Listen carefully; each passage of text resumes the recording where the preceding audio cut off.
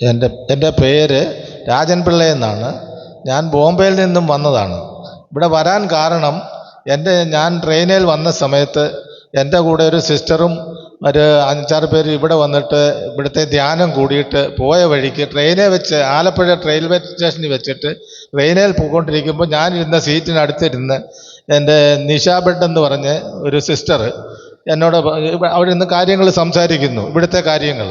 അപ്പം ഞാൻ പറഞ്ഞു എനിക്ക് അവിടെ നിന്ന് വരാനൊരു ആഗ്രഹമുണ്ട്. അന്നേരം എന്നോട് ചോദിച്ചു, 1-ാം തീയതി ഇവിടെ ധ്യാനമുണ്ട്, അന്നത്തേക്ക് വരാൻ പറ്റുമോ എന്ന് ചോദിച്ചു. ഞാൻ പറഞ്ഞു ഓക്കെ, ഞാൻ വരാമെന്ന് പറഞ്ഞു. ഞാൻ ബോംബെ തിരിച്ചു പോകാനിരുന്നതാ 25-ാം തീയതി, ക്രിസ്മസിൻ്റെ അന്ന് പോകാനിരുന്നതാ. അപ്പം ഈ ഒരു കാര്യം ഞാൻ ആ സിസ്റ്ററോട് പറഞ്ഞപ്പം സിസ്റ്റർ എന്നോട് പറഞ്ഞു 1-ാം തീയതി മാത്രമേ ഇവിടെ ധ്യാനമുള്ളൂ, അത് കഴിഞ്ഞാൽ പിന്നെ ഇനി അടുത്ത മാസമേ ഉള്ളൂ. അപ്പം ഞാൻ പറഞ്ഞു എന്നാൽ ഇത് കഴിഞ്ഞിട്ട് പോകാം. അന്നേരം എൻ്റെ വൈഫിനോട് പറഞ്ഞപ്പോഴും ഇതുപോലെ നേരത്തെ നമ്മൾ അറിയാതെ പറഞ്ഞു പോയതല്ലേ. അപ്പം ഞാൻ പറഞ്ഞു ഇപ്പോൾ ഇവിടെ വന്നിട്ട് പോകാമെന്ന് പറഞ്ഞു. എനിക്കിവിടെ വന്നപ്പോഴുണ്ടായ ഇതെന്ന് പറഞ്ഞാൽ, എൻ്റെ ജീവിതത്തിൽ ഞാൻ 40 വർഷം കൊണ്ടൊരു കമ്പനി നടത്തുകയാണ് ബോംബെയിൽ. ഒരു 10-20 ലക്ഷം രൂപ മാസം തോറും എനിക്ക് ശമ്പളം വരുന്നുണ്ട്. അത് 40 ആൾക്കാർ ജോലിയുണ്ട്. ഇവർക്കെല്ലാം വീതിച്ചു കൊടുക്കുക. എനിക്ക് ഈ അടുത്ത സമയത്ത് ഒരു വലിയ കടമായിട്ട് മാറി.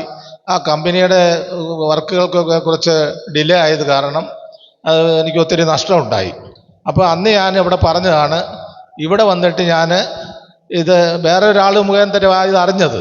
അപ്പോൾ ഇവിടെ വന്നിട്ട് ഞാനിവിടെ യേശുക്രിസ്തുവിനോട് പ്രാർത്ഥിക്കാം. എൻ്റെ ജീവിതത്തിൽ ആദ്യമായിട്ടാണ് ഞാൻ പള്ളിയിൽ വരുന്നത്. അപ്പോൾ എനിക്കിതിനെപ്പറ്റി ഒന്നും അറിയത്തുമില്ല.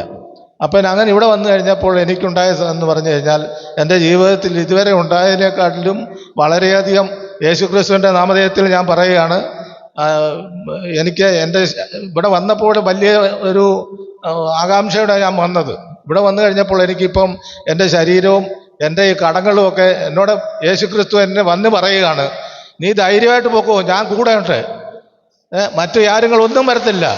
അതുകൊണ്ട് എനിക്ക് അന്നേരം മുതൽ എനിക്ക് ഭയങ്കര സന്തോഷം.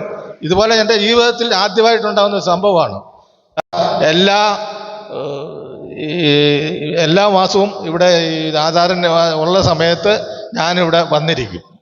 അത് ഒരു കോമ്പറ്റീഷനായിട്ട് എടുത്തിരിക്കുകയാണ്.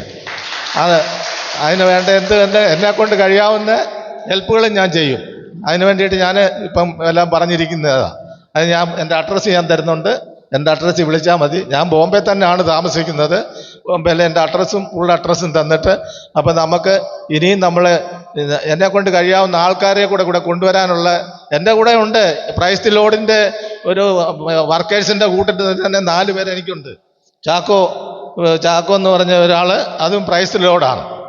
അപ്പോൾ അതുകൂടെ കണ്ടപ്പോഴാണ് എനിക്ക് കൂടുതലായിട്ട് ഇവിടെ ഇത്രയും ഇതെന്ന് പറഞ്ഞു കഴിഞ്ഞാൽ നമ്മൾ ഉദ്ദേശിക്കുന്ന രീതിയൊന്നും അല്ല ഇത്. ഇതുപോലെ എങ്ങും നടക്കുന്നില്ല. ആദ്യമായിട്ടാണ് എൻ്റെ ജീവിതത്തിൽ ഇങ്ങനൊരു സംഭവം ഉണ്ടാവുന്നത്. എൻ്റെ വൈഫാണെന്ന വരിയിൽ ഒരു ഇതുമല്ലാത്ത.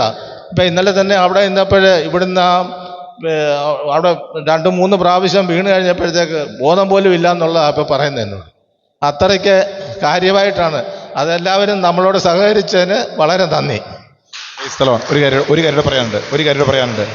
അതായത് ഇന്നലെ നിങ്ങളെല്ലാവരും കണ്ടു കാണുമായിരിക്കും, ഞാൻ മാതാവിൻ്റെ രക്തക്കണ്ണീർ ജോമനയുടെ ക്ലാസ് എടുത്തപ്പോൾ നടന്ന സംഭവം നിങ്ങൾ കണ്ടിട്ടുണ്ടാവും അല്ലേ?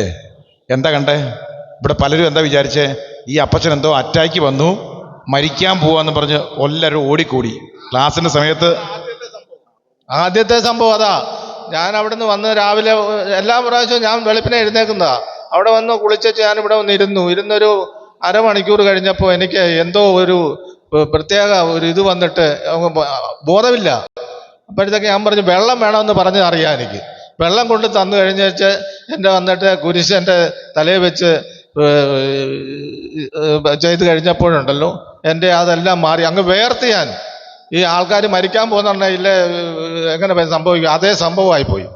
അന്നേരം കർത്താവ് എന്നോട് എൻ്റെ കൂടെ വന്നു എന്നുള്ള ഒരു ആകാംക്ഷയോടെ കൂടി തന്നെ ഞാൻ അന്നേരം മുതൽ അതുപോലെ ഞാൻ പ്രാർത്ഥിക്കുകയും ചെയ്തു. ഇനി അങ്ങോട്ടും അതിന് വേണ്ടിയിട്ട് എനിക്ക് അറിയാൻ വയ്യാത്ത കാര്യങ്ങളിലെല്ലാം ഞാനത് തെറ്റെല്ലാം യേശുക്രിസ്തു നമ്മളോട് ക്ഷമിക്കും. അതിന് വേണ്ടിയിട്ട് നമ്മളെ കൊണ്ട് കഴിയാവുന്ന എത്രമാത്രം തെറ്റ് കൂടാതെ തന്നെ നമ്മൾ ചെയ്യാനുള്ള ചെയ്യുക എന്നുള്ളത്. എൻ്റെ അനുഭവം എന്ന് പറഞ്ഞു കഴിഞ്ഞാൽ ഞാനിവിടെ വന്നു കഴിഞ്ഞ് എനിക്ക് ആദ്യമായിട്ടാണ് ഞാനും ഈ പള്ളി വരുന്നത് പോലും. അപ്പം അങ്ങനെ എന്ന കൂട്ടത്തിൽ ഞാൻ എല്ലാവരും ഇതുപോലെ അനുഗ്രഹിച്ച് വീഴുന്നതായിട്ട് എനിക്ക് തോന്നി.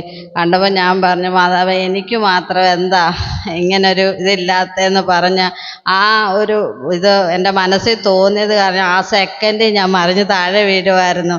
പിന്നീട് എനിക്ക് എന്താണെന്നറിയത്തില്ല, ഞാൻ കൈ കൂട്ടുന്നതനുസരിച്ച് എനിക്ക് അങ്ങ് അനുഗ്രഹം കൂടിയ പോലൊരു പ്രതീതി എനിക്കുണ്ടായി. അങ്ങനെയുള്ള ഒരു അനുഭവം എനിക്കിവിടെ വന്ന് കിട്ടിയത്. പരിശുദ്ധാത്മാവിൻ്റെ അതിശക്തമായ നിറവ്. എനിക്ക് മാത്രം ഒന്നും കിട്ടുന്നില്ലോ എന്ന് കേട്ടോ, ആ സെക്കൻഡിൽ തന്നെ കിട്ടിയെന്ന് ഞാൻ ധ്യാനത്തിന് തുടക്കത്തിൽ പറഞ്ഞില്ലേ. നിങ്ങൾ ആഗ്രഹിക്കണം, ആഗ്രഹിച്ച് ഒന്ന് ചോദിച്ചാൽ മതി, അപ്പം തന്നെ തരും. Praise the Lord, praise the Lord.